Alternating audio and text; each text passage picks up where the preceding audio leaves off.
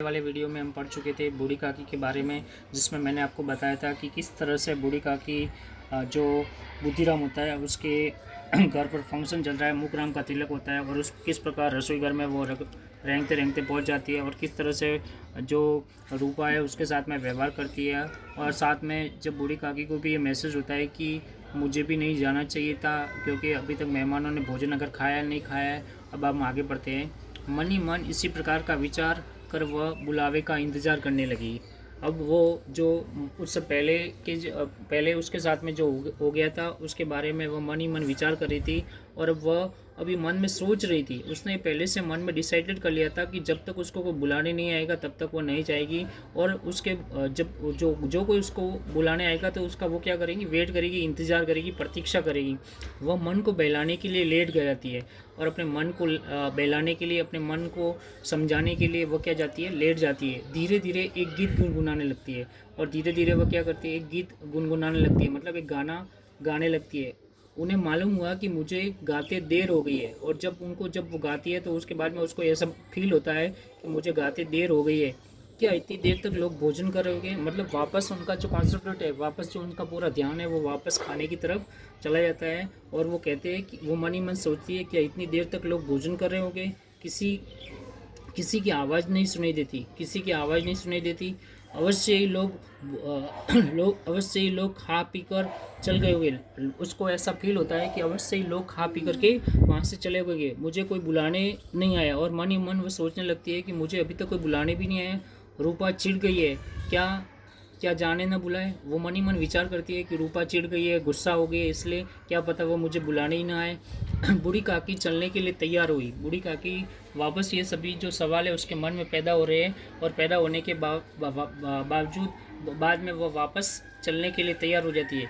यह विश्वास है कि 1 मिनट में पूड़ियाँ और मसालेदार सब्जियाँ सामने आएगी और वह पूरी कॉन्फिडेंट हो जाती है और मन ही मन सोचती है कि 1 मिनट में ही पूड़ियाँ और जो मसालेदार सब्जियाँ है उसके सामने आएगी और उसको वो एंजॉय कर देगी। उसके स्वाद इंद्रियाँ गुदगुदाने लगी और उसके जो अंदर जो खाने की चेष्टा है, उसकी जो जिज्ञासा है वो बढ़ती गई और उसकी जो इंद्रिया है वो गुदगुदाने लगी। मतलब कह सकते कि उनको खाने की इच्छा बहुत तेज़ गति से उसके अंदर निवास करने लगी।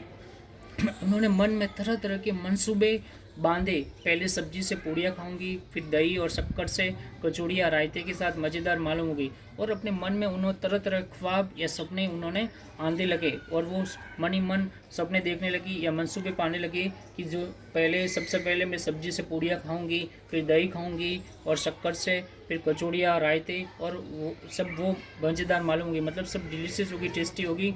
चाहे कोई बुरा माने चाहे भला, मैं तो मांग कर खाऊंगी। वो कहती है कि चाहे कुछ भी कहे या कोई भी कहे, मैं तो बार बार मांग कर के खाऊंगी। उससे कोई मेरे बारे में क्या करे, क्या बोले या मुझे उसके बारे में कोई लेना देना नहीं है।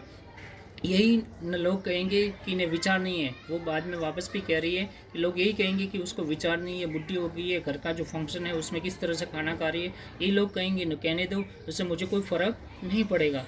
यही न लोग कहेंगे कि उन्हें विचार नहीं, कहाँ करे। इतने दिन के बाद पूड़ियाँ मिल रही है तो मुंह झूठा करके थोड़ी उठ जाऊंगी। अब वो कह रही है, अपने मन के अंदर सवाल कर रही है कि भले लोग मुझे कहने वाले कह सके, लेकिन वो मन ही मन सोचती है कि इतने दिनों के बाद पूड़ियाँ मिल गई तो खाली मुंह झूठा करके थोड़ी उठ जाऊंगी। जब तक मैं पूरा सेटिस्फाइड ना हूँ, जब तक मेरी भूख पूरी शांत न हो जाए, तब तक मैं नहीं उठ सकती हूँ। वह उकड़ू बैठकर हाथों के बल सरकती हुई आंगन में आई। वापस वो अपने घुटनों के बल बैठ करके रेंगती हुई, हाथों के बल सरकती हुई कहाँ पर पहुँच जाती है, अपने आंगन में आई। परंतु हाय दुर्भाग्य, परंतु उसका बैड लक। हाय दुर्भाग्य का मतलब होता है जिसका भाग्य साथ ना हो, बुरा भाग्य, दुर्भाग्य। ये अव्ययी भाव समास है, क्योंकि इसका जो पहला क्या है, उपसर्ग है। और किसी भी शब्द में पहला जो उपसर्ग दूर है, नीर है, ये सभी आते हैं तो वह अव्ययी भाव समास होता है। इसका अगर समास वगैरह करते हैं तो बुरा भाग्य वाला, ठीक है, या भाग्यहीन के। परंतु हाय दुर्भाग्य, उसका जो नसीब था वो खराब था, उसका दुर्भाग्य था या बैड लक थी। मेहमान मंडली अभी बैठी हुई थी, मेहमानों की जो मंडली थी अभी वो पूरी बैठी हुई थी। कोई खाकर उंगलियां चाटता तो कोई तिरछू नेत्रों से देखता था कि लोग अभी खा रहे।